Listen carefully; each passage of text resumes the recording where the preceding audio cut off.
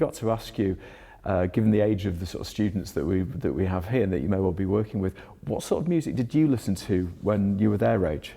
Oh God, I was a bit of a prog boy, definitely, and a lot of jazz. Yeah, all over the map, really. Yeah, and then you were a musician. You started out as a musician, but then you moved into sort of mixing and production. How did you make that transition? Well, basically, I started on French horn and then switched to trumpet, but I wanted to be in a rock band. That's just what I wanted to do, but I didn't play the right instrument for any of that. And I was always a bit of a geek with equipment, and I loved pushing a button and something would happen, and then it's just the perfect marriage between the two.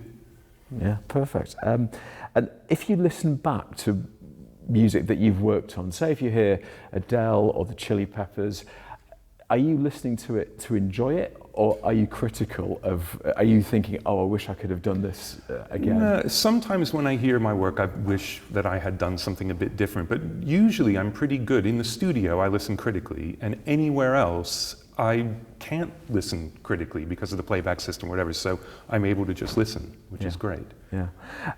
Now, you've become a British citizen recently. Yes. What is it that you like about living in the UK?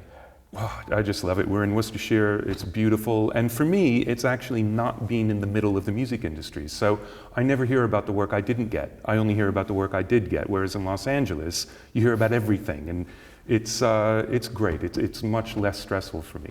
Yeah, and now there's going to be that connection with us here at the University of Huddersfield.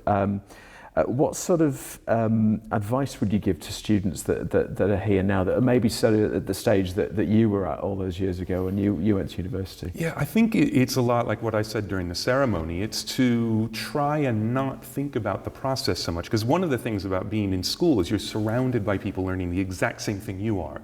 So there's all this talk about the process and the minutiae of what you're doing. But at the end of the day, none of that matters. All that matters is what you end up with and how other people respond when they hear it. So that's the main thing, is to try and learn the minutiae and know how important the technical side is, and to really know what you're doing, so that all of that just becomes automatic and you're just working on the art. Yeah, and also some of the students here may, like yourself, move into working with some really established global artists. That might be a bit intimidating. What advice would you give to someone that was, say, having to work in a studio with someone like Adele or the Red Hot Chili Peppers? I think the best thing you can do is just treat them like any other session you're doing, like normal people there to work. And I know that a lot of the artists I've worked with really appreciate that. They show up, they're there to work, you're there to work, everybody's there because they're good at what they do, and you get on with it, and that's definitely the way to deal with it, I think. Yeah, and what do you think of the work that the university does in your field? Because you're going to be sort of linking up with us hopefully a little bit now. Yeah, what we do. I've been involved with one of the research groups already and spoke at a conference here, and I love the combination of the very in-depth academic study of parts of the process, but still always as part of letting people learn how to get all the way through a project and understand every aspect of it. So I think the students come out of here really having an idea of what to expect, but with a really great foundation.